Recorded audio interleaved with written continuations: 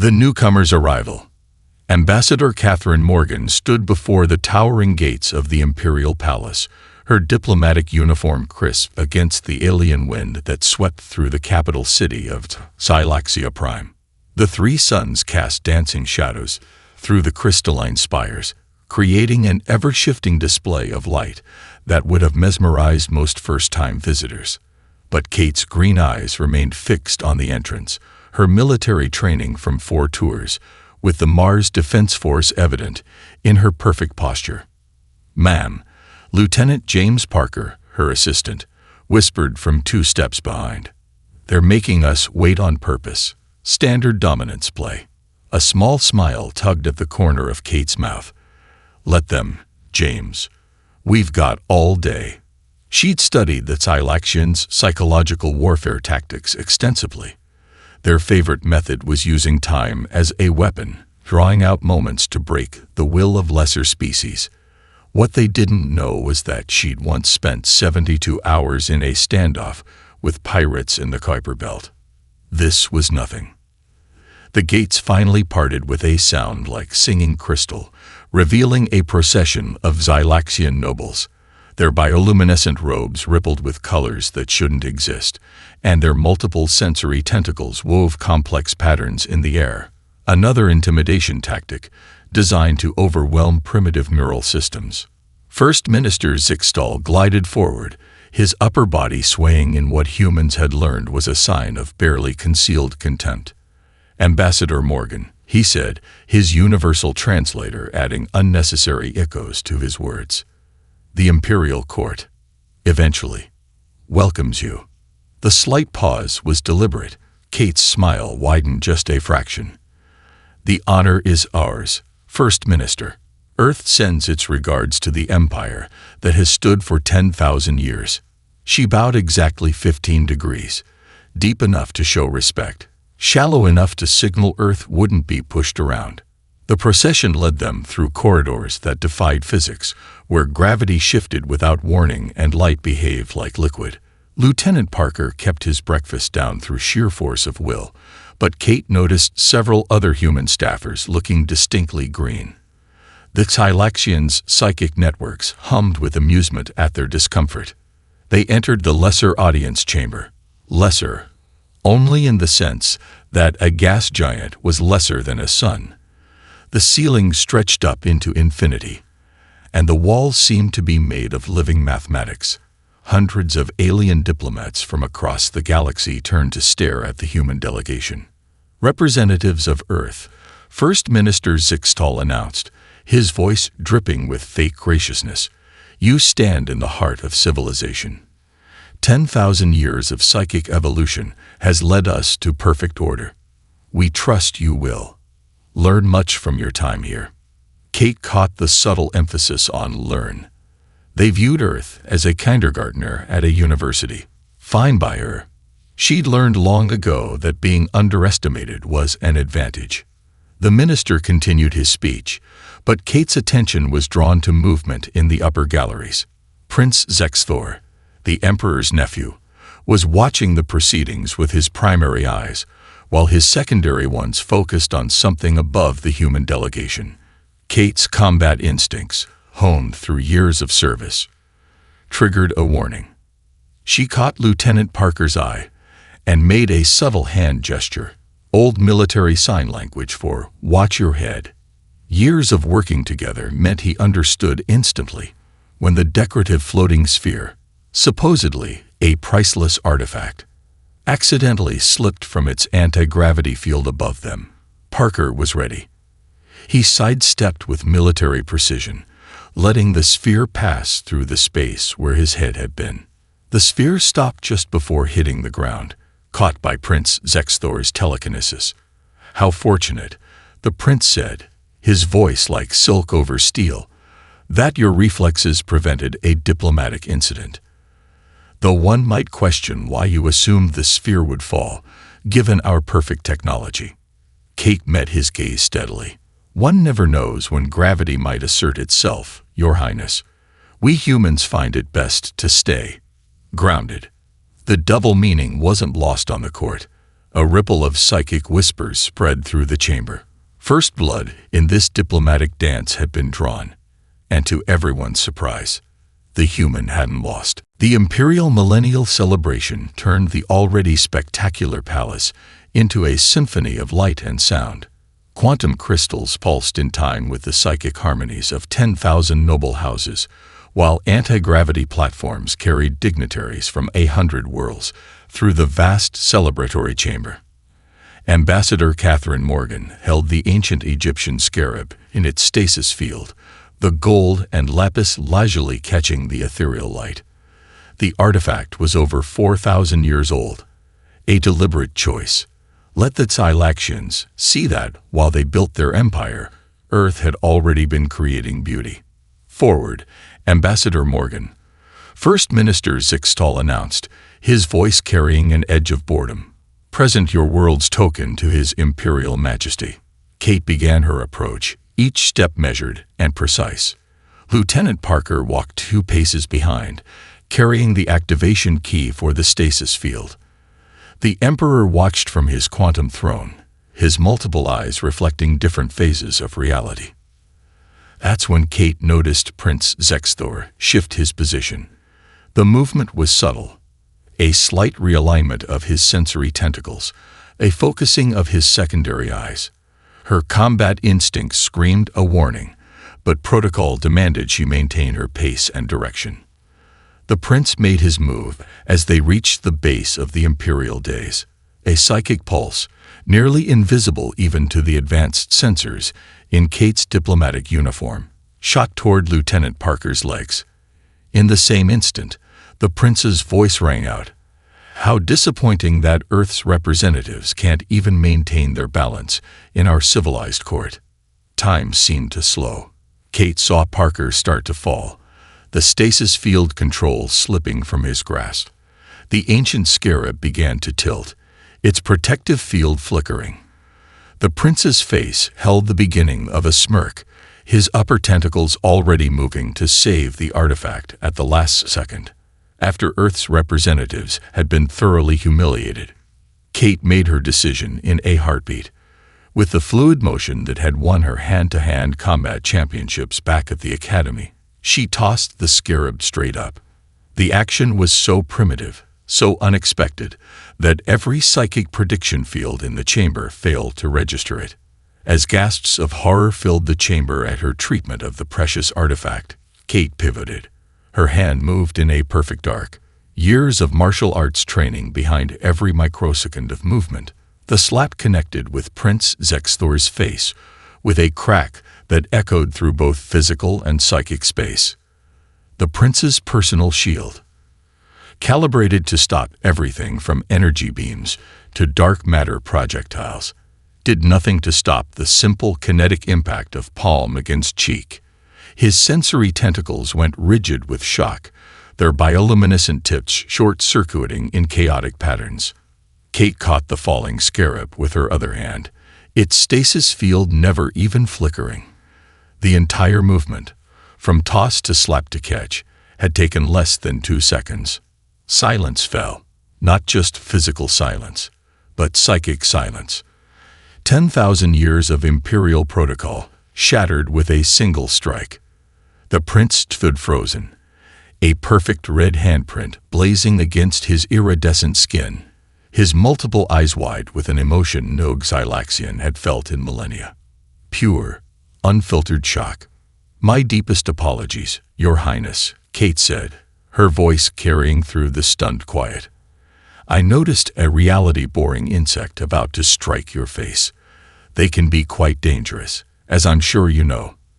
I acted on pure instinct to protect a member of the Imperial family." The excuse was, of course, ridiculous. Everyone knew there were no reality-boring insects in the palace. Everyone also knew that Kate had just handed the prince away to save face, if he was smart enough to take it. Lieutenant Parker, who had somehow regained his balance at the last second, maintained a perfect parade rest position. Only someone who knew him well would notice his shoulders shaking with suppressed laughter. The Emperor's multiple eyes blinked in sequence, a sign of intense interest. In the gallery, hundreds of recording devices had captured every moment, and somewhere in the back of the chamber, a minor diplomat from a subjugated species whispered a single word that would soon echo across the galaxy. Finally, the recording hit the quantum net 3 minutes after the slap. By 5 minutes, it had spread to every major system in the Empire. By 10 minutes, underground channels were adding commentary, memes, and remixes. The most popular version added classical human music. Thus spoke Zarathustra, to the moment of impact. Lieutenant Parker sat in the Earth Embassy's secure communication room, watching the chaos unfold across multiple holoscreens. "Ma'am, you've gone viral in 17 different species networks. The Raxians have already made an interpretive dance about it." Ambassador Catherine Morgan stood by the window, watching the 3 suns set behind the crystal spires of the capital. How bad is the diplomatic fallout? That's the thing.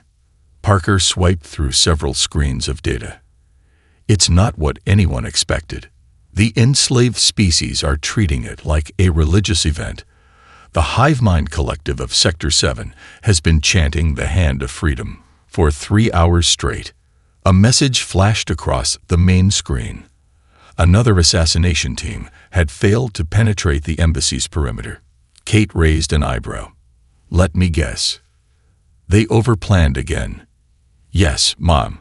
Their predictive AI calculated 97 possible scenarios for your evening routine. Unfortunately, they didn't account for you deciding to have ice cream for dinner just because you felt like it." The Imperial assassins, trained in 1,000-year-old techniques of psychic combat, had no defense against simple human spontaneity. Their latest team had spent 6 hours waiting outside Kate's official dining room, while she sat on her couch watching Earth sitcoms and eating Rocky Road. A new alert pinged. Parker's eyes widened. "Ma'am, you need to see this. The suppressed species are. They're testing something." Security footage from across the Empire began flooding their screens. In the mining colonies of the Outer Rim, a crystalline worker had accidentally bumped into their overseer. In the knowledge vaults of the core worlds, a librarian of a conquered race had tripped and touched a Xylaxian noble. Everywhere, the physically evolved species were discovering that 10,000 years of psychic development had left their masters vulnerable to the simple act of contact. "They're using the slap as a template," Kate mused, "but being clever about it. No violence, no obvious rebellion. Just innocent accidents. The Xylaxians can't even complain without admitting physical contact affects them," Parker added. "Their whole claim of evolutionary superiority is based on having moved beyond the physical realm," Kate finished, "which makes it rather awkward to admit a simple touch can disrupt their concentration." Another alert, this one from the entertainment districts. Underground fight clubs were springing up, where members of lesser species taught each other basic self-defense. The most popular class, the open-handed slap. Kate's personal communicator chimed. A message from Earth Command. She read it and laughed. "Apparently, I've been nominated for the Nobel Peace Prize. For slapping a prince. For innovative diplomatic physical contact, leading to widespread social reform." Someone in PR earned their bonus with that phrasing. A final alert flashed. This one personal. Kate's expression softened as she read the message from a servant in the Imperial Palace. The prince's red handprint had become a symbol. Species that communicated through color were adding red marks to their clothing. Those with appendages were painting their striking limbs red. Even some progressive young Xylaxians were adding red streaks to their ceremonial robes. They needed this, Kate said quietly. Not the slap itself, but the reminder that sometimes the simplest actions have power.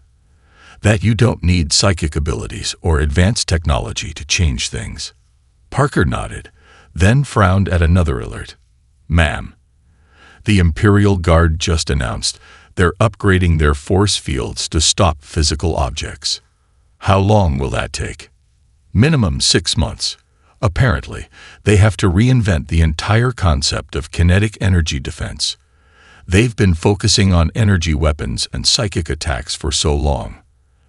They forgot the basics, Kate finished. She smiled, watching the last sunset. 6 months is a long time for a revolution of accidents to spread. In the streets below, a group of young aliens were teaching each other to high-five. The Grand Hall of Justice stretched beyond normal space, its walls shifting between different phases of reality. Ambassador Catherine Morgan stood in the defendant's circle, a sphere of pure law that would theoretically prevent any deception.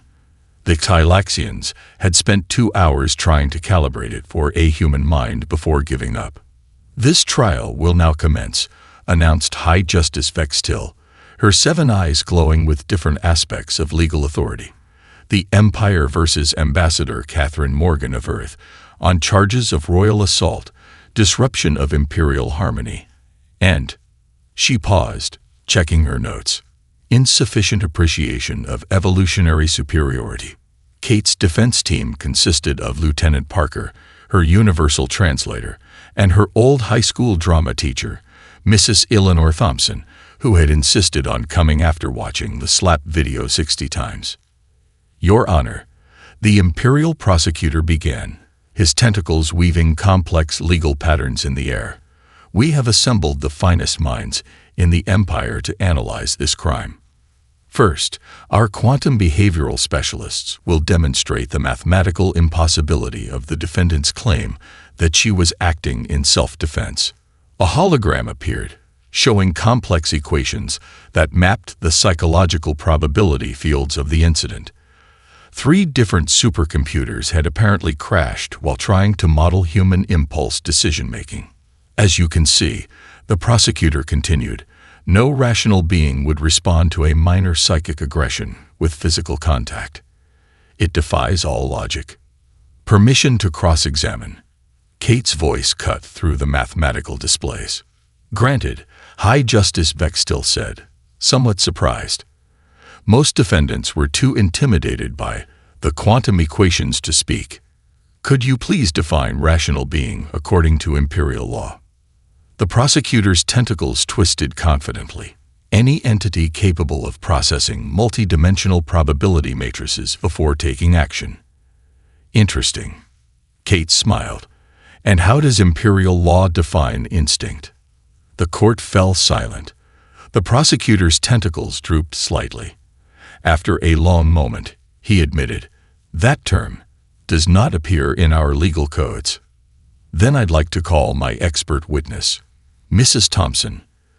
Eleanor Thompson, 65 years old, and wearing a cardigan that read Drama Queen in sequins, took the stand. The truth sphere hummed in confusion, never having encountered someone who considered brutal honesty a teaching tool. Mrs. Thompson, Kate began, could you explain to the court the human concept of they had it coming?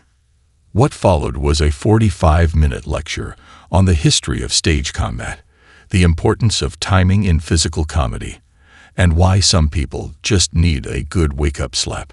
The court's AI translation system nearly had an existential crisis trying to convert, oh no they didn't, into formal legal language. And in your professional opinion, Kate concluded, was the slap justified? Honey, Mrs. Thompson said, looking directly at Prince Sexthor in the witness box, that was the best character-building moment I've seen since Tommy Sullivan got hit with a pie in our production of Bye Bye Birdie. Sometimes you need a physical reminder to stop being a little, well, you know. The prince's tentacles curled in what might have been embarrassment. The prosecution's next expert, a leading xenopsychologist, attempted to argue that humans were too primitive to understand the complexities of imperial society. His testimony was somewhat undermined when Kate asked him to define playground justice, and he spent 20 minutes going down a research rabbit hole about human children's conflict resolution methods. Your Honor, Kate said finally, standing to address the court, the Empire's legal system is based on predictability, on the idea that every action can be calculated and controlled. But the universe isn't just about control. Sometimes it's about. She paused for effect, just as Mrs. Thompson had taught her jazz. The court's AI crashed completely at this point, unable to translate the concept of improvisational music into Imperial legal terms. In the gallery, representatives from 100 subjugated species watched with growing hope. They'd lived under the Empire's rigid logic for so long, they'd forgotten there were other ways to think. Now they were getting a masterclass in human unpredictability, and they were taking notes. Deep below the crystal spires of the Imperial Palace, in a maintenance tunnel that the psychically advanced Galaxians considered too primitive to monitor, something revolutionary was happening. A self-defense class. No, your tentacle needs to be straighter. A young Maxillian engineer named Kix whispered, her bioluminescent spots glowing with excitement. Humans call this a high five. It's not just about contact, it's about celebration. Her student, a floating gas-based being named Zephyr, concentrated hard and solidified their vaporous appendage, just enough to make a satisfying clap against Kix's tentacle. Both of them immediately dissolved into barely suppressed giggles. The underground chamber had started as a secret meeting place for 3 species. Now, 2 weeks after the legendary slap, it hosted representatives from 20 different races. They called it the Echo Chamber, partly because of the sound their practice makes, but mostly because they were making sure the echo of Ambassador Morgan's action would never fade. Above them, in the mid-levels of the palace, another kind of revolution was taking place. Junior Xylaxian Noble Ixitl stood in front of his mirror, practicing something forbidden. Facial expressions. His personal servant, a silicon-based being named Crystal, offered encouragement. That's it, young master. Let your face move naturally. Forget about the psychic projection fields. How does the smile feel? Strange, Ixil admitted, his tentacles twitching with nervous energy. But good? Like finding a muscle you forgot you had. He paused. Crystal, is it true what they say about the human ambassador? That she exercises. Crystal nodded solemnly. Every morning. Running, lifting weights, something called yoga, all without psychic assistance. The young noble's eyes widened. But how does she predict the optimal movement patterns? She doesn't. She just moves. This concept was so radical that Ixicel had to sit down, his hover field flickering with shock. Meanwhile, in the market district, a quiet revolution of touch was spreading. A crystalline merchant accidentally brushed against a customer while making change. A hive mind species discovered they could communicate through simple taps rather than complex psychic networks. Even the energy beings, who had previously considered physical form beneath them, were experimenting with manifestation. The Imperial Guard was in crisis. Captain Nexvor stared at the latest security reports with all 3 of his primary eyes. 17 more incidents of unauthorized physical contact today, he reported to his superior. We've increased the power of our force fields by 300%. But he hesitated. But what? High Commander Zixmar demanded. They're just walking through them, sir. The fields are designed to stop energy attacks and psychic strikes. But these primitives are simply moving their bodies from one point to another. Then design a field to stop physical objects. We're trying, sir, but do you know how many variables are involved in simple motion? It's like they're not even using proper physics. In the diplomatic quarter, Lieutenant Parker updated Ambassador Morgan on the latest developments. The underground training groups are spreading, ma'am. Not just self-defense now. They're teaching each other earth sports, dance, even something called group hugs. Kate smiled, reading through the reports. And the Galaxians, completely baffled. Their entire security system is based on predicting and controlling energy patterns. They've never had to deal with beings who just He gestured vaguely. Do stuff. Any word from the prince? Still in seclusion, officially, meditating on the spiritual implications of physical interaction. Unofficially, Parker grinned. Our sources say he's been practicing the slap motion in private, trying to figure out how it felt. Kate nodded, looking out at the city where 3 suns were setting. The crystal towers reflected the light in rainbow patterns, but she could see something new. People of all species moving more freely, their bodies speaking a language that transcended psychic communication. You know what the real revolution is, Parker, she said softly. It's not the slap. It's the reminder that sometimes the most advanced thing you can do is remember the basics. Below them, in the echo chamber, a Maxillian and a gas cloud perfected their high five, and the sound echoed through the foundations of the Empire. Ambassador Catherine Morgan was doing push-ups in her detention suite when the prince appeared. Her guards, supposedly the best psychic warriors in the Empire, were slumped in their chairs, snoring gently. They'd been so focused on monitoring her mental state that they'd completely missed her slipping sleep powder into their evening tea. I see we both have an appreciation for the direct approach, Prince Zexthor said, materializing from the shadows. His fine robes sparkled with neural networks, but the red handprint on his face still showed clearly. He'd refused to let the medical teams remove it. Kate completed her set before standing. Breaking into a prisoner's cell. Not very Imperial of you, says the woman who just drugged her guards.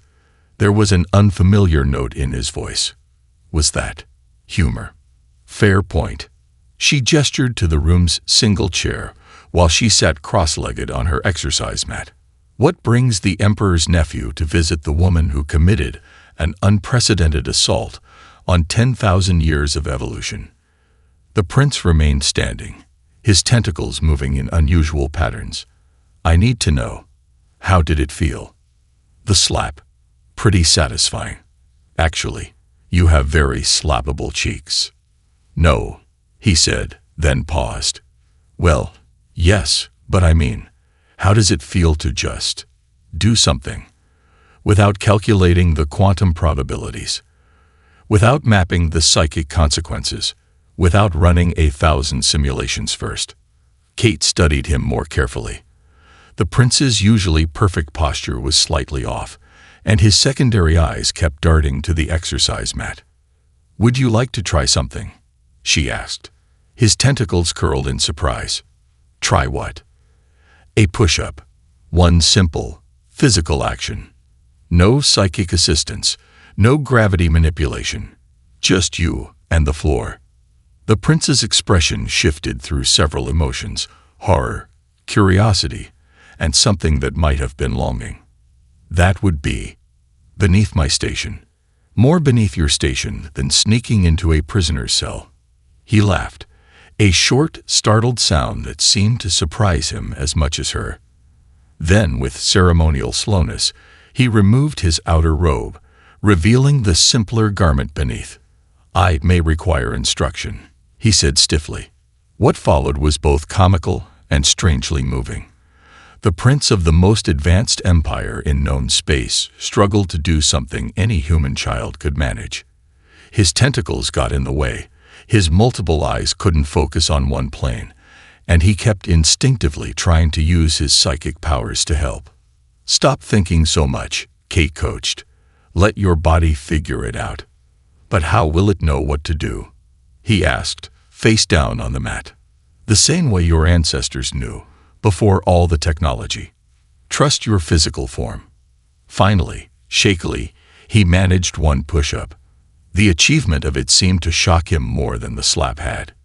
He sat back, staring at his trembling arms. I feel everything, he whispered. My muscles, my balance, my... He touched his face where the handprint still glowed. Is this how you experience life all the time? So, immediately. Pretty much.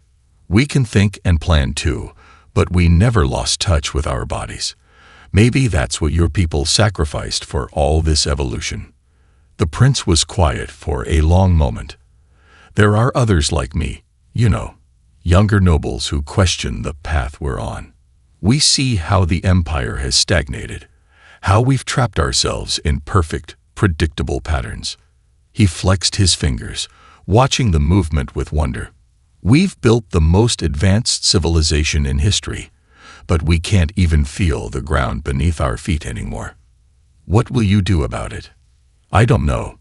He smiled, a real smile, not a psychic projection. For the first time in my life, I don't have a calculated plan, and it feels wonderful. Kate stood and offered her hand. Want to learn something called a high five? It's traditional after achieving a physical goal.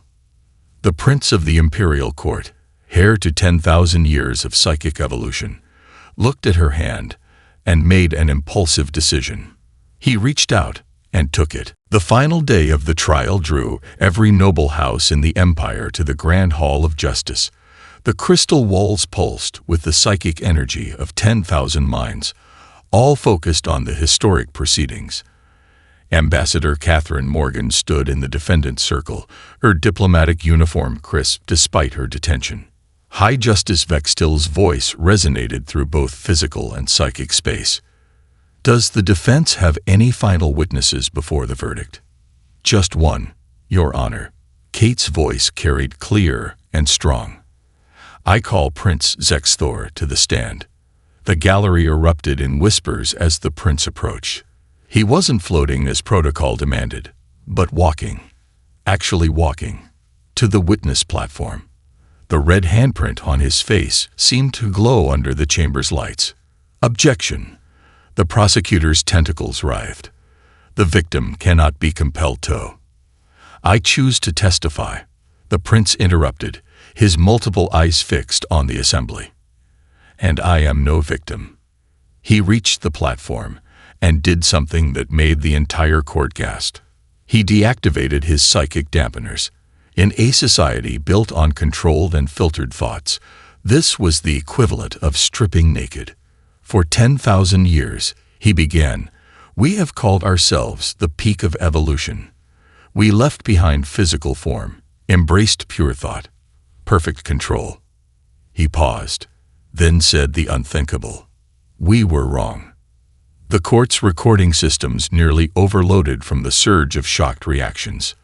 Look at us, he continued, his tentacles moving in natural, unpracticed motions. We build force fields to avoid touch. We process every action through prediction engines. We've forgotten how to experience life directly. He touched the handprint on his face until someone reminded us. With deliberate slowness, the prince turned to face the court's quantum display screen. Show the slap again, he commanded, but this time without psychic filters. The familiar scene played out, Kate's fluid motion, the impact, his own shocked expression. But without the Empire's usual mental barriers, everyone in the court felt what he had felt. The sharp sting, yes, but also the rush of direct experience, the sudden awareness of physical existence. I felt more alive in that moment of pain than in centuries of cushioned perfection, the prince declared, and I'm not the only one who's noticed what we've lost. He gestured, and the doors of the court opened. Young nobles streamed in, dozens of them, all walking instead of floating, all moving with new awareness of their bodies. Your Honor, the prince addressed the High Justice, I would like to demonstrate something I've learned. He approached a small table where a water glass stood. The court watched in fascination as he attempted to knock it over with a physical swipe of his tentacle. He missed completely, nearly lost his balance, and had to catch himself on the table. The court held its breath, expecting embarrassment or rage. Instead, the prince laughed, a real, unfiltered sound that bounced off the crystal walls. I'm terrible at this, he announced proudly. I'm terrible because we've forgotten how to be imperfect, how to learn, how to grow. He turned to face the emperor. Father always says the empire must evolve. But we've been evolving in the wrong direction, away from life instead of toward it. Kate watched as the prince's words rippled through the court. She could see it in their faces, the recognition, the longing. Even the most conservative nobles were unconsciously moving their bodies, remembering sensations long suppressed. "The defense rests," she said simply. High Justice Vextil was silent for a long moment, her 7 eyes blinking in sequence. When she spoke, her voice held something new: uncertainty. "This court must consider." She stopped, then did something unprecedented in Imperial legal history. She deactivated her hover field and placed her feet on the ground. "This court," she said with new firmness, "will take a recess. To walk in the gardens and consider what it means to feel the path beneath our feet." 6 months after the legendary slap, the Imperial Palace had changed. The crystal corridors still shimmered with psychic energy, but now they also echoed with footsteps. Ambassador Catherine Morgan walked, not floated, to her new office, her title plaque reading Imperial Minister of Physical Intelligence. "Today's schedule, ma'am?"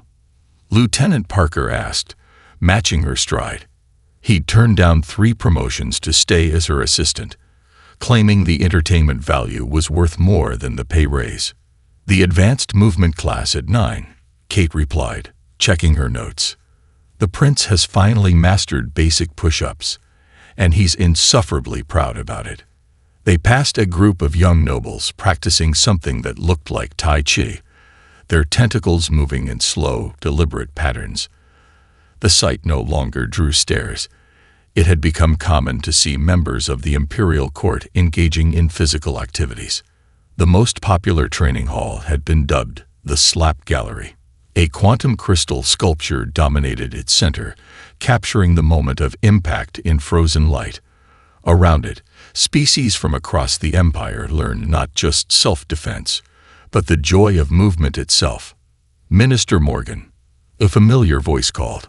Prince Zexthor jogged up, actually sweating from exertion, something that would have been scandalous half a year ago.